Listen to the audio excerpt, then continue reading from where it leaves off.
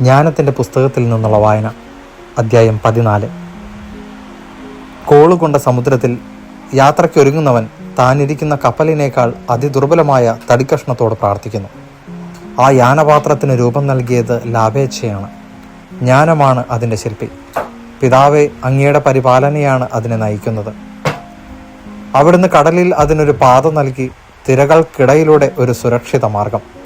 അങ്ങനെ അവിദഗ്ധനും കടൽ യാത്ര ചെയ്യാമെന്ന് വരുമാറ് ഏതാപത്തിലും നിന്ന് രക്ഷിക്കാൻ അങ്ങേക്ക് കഴിയുമെന്ന് കാണിച്ചു. അങ്ങയുടെ ജ്ഞാനത്തിൻ്റെ പ്രവൃത്തികൾ നിഷ്ഫലമാകരുതെന്ന അങ്ങയുടെ ഹിതമാണ്. മനുഷ്യർ തീരെ ചെറിയ തടികഷ്ണത്തിൽ പോലും ജീവിതരക്ഷ ഉറപ്പിച്ച് തിരകളിലൂടെ ചങ്ങാടത്തിൽ സുരക്ഷിതരായി കരക്കടക്കുന്നു.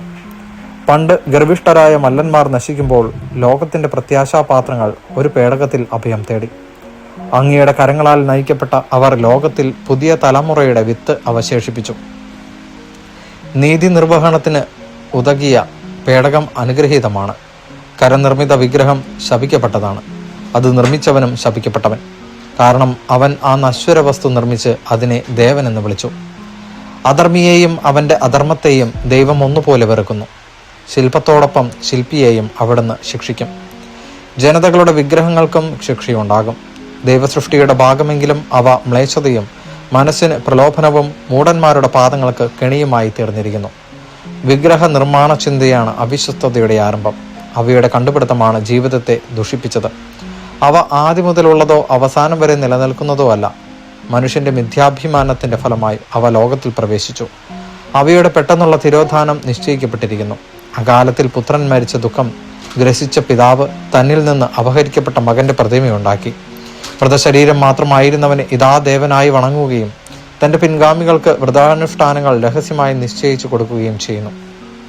കാലാന്തരത്തിൽ പ്രാബല്യം ലഭിച്ച ഒരു ദുരാചാരം നിയമമായി തീരുകയും രാജകൽപ്പന പ്രകാരം ജനങ്ങൾ കൊത്തുവിഗ്രഹങ്ങളെ ആരാധിച്ചു പോരുകയും ചെയ്തു. വിദൂരസ്ഥരായ രാജാക്കന്മാരെ നേരിട്ട് വണങ്ങി സ്തുതിക്കാൻ ഇച്ഛിച്ചവർ രാജപ്രതിമയുണ്ടാക്കി. രാജാക്കന്മാർ അകന്ന് ജീവിച്ചിരുന്നതിനാൽ അവരുടെ സന്നിധിയിലെത്തി വണങ്ങാൻ കഴിയാതെ വന്ന ജനങ്ങൾ തങ്ങൾ ആദരിക്കുന്ന രാജാവിൻ്റെ രൂപം ഭാവന ചെയ്ത് ദൃഷ്ടിഗോചരമായ ബിംബമുണ്ടാക്കി. അങ്ങനെ തങ്ങളുടെ ആവേശത്തിൽ അവർ അദർശനെങ്കിലും അടുത്തുള്ളവനെ പോലെ അവനെ സ്തുതിച്ചു. ക്രമേണ ഉത്കൃഷ്ടവും യച്ചുവായ ശില്പി രാജാവിനെ അറിയാത്തവരിലും ഈ ആരാധന പ്രചരിപ്പിക്കാൻ ഉത്സാഹിച്ചു. രാജാവിനെ പ്രസാദിപ്പിക്കാനാവാം അവൻ രാജാവിൻ്റെ രൂപം കൂടുതൽ സുന്ദരമായി ഉണ്ടാക്കാൻ കൗശലം കാണിച്ചത്. ശില്പത്തിൻ്റെ വശ്യതയിൽ ആകൃഷ്ടരായ ജനങ്ങൾ അല്പം മുമ്പ് മനുഷ്യനായി ബഹുമാനിച്ച വ്യക്തിയെ ഇതാ ആരാധന വിഷയമായി കണക്കാക്കുന്നു. ഇത് മനുഷ്യവർഗത്തിന് ഒളിഞ്ഞിരിക്കുന്ന കെണിയായി തീർന്നു. നിർഭാഗ്യത്തിൻ്റെയോ രാജാധികാരത്തിൻ്റെയോ അടിമത്തത്തിൽപ്പെട്ട മനുഷ്യർ കല്ലിലോ തടിയിലോ നിർമ്മിക്കപ്പെട്ട വസ്തുക്കൾക്ക് ഒരിക്കലും വിളിക്കാൻ പാടില്ലാത്ത പേര് നൽകി. ദൈവത്തെക്കുറിച്ച് ഉള്ള അറിവിൽ അവർക്ക് തെറ്റുപറ്റിയെന്ന് മാത്രമല്ല, സംഘർഷത്തിൽ ജീവിക്കുന്ന അവർ ആ വലിയ തിന്മകളെ സമാധാനമെന്ന് വിളിക്കുകയും ചെയ്തു. ശിശുബലിയും ഗൂഢാനുഷ്ഠാനങ്ങളും വിചിത്ര ആചാരങ്ങളോടെയുള്ള മധുരോത്സവങ്ങളും നടത്തിയാലും അവർ തങ്ങളുടെ ജീവിതമോ വിവാഹമോ പാവനമായി സൂക്ഷിക്കുന്നില്ല. പകരം അവർ പരസ്പരം ചതിയിൽ വധിക്കുകയോ വ്യഭിചാരത്താൽ ദുഃഖിപ്പിക്കുകയോ ചെയ്യുന്നു.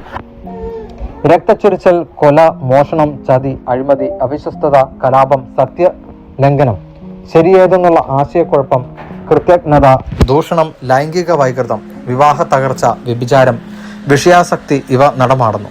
പേര് പറയാൻ കൊള്ളാത്ത വിഗ്രഹങ്ങളുടെ ആരാധനയാണ് എല്ലാ തിന്മകളുടെയും ആരംഭവും കാരണവും അവസാനവും. അവയെ ആരാധിക്കുന്നവർ മതോന്മത്തരാവുകയും നുണകൾ പ്രവചിക്കുകയും നീതികേടായി ജീവിക്കുകയും കൂസലനിയെ സത്യം ലംഘിക്കുകയും ചെയ്യുന്നു.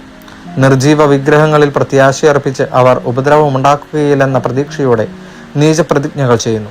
വിഗ്രഹങ്ങൾക്ക് തങ്ങളെ തന്നെ സമർപ്പിച്ച് അവർ ദൈവത്തെക്കുറിച്ച് തെറ്റായ ധാരണകൾ പുലർത്തി വിശുദ്ധിയോടുള്ള അവജ്ഞ മൂലം കള്ളസത്യം ചെയ്തു.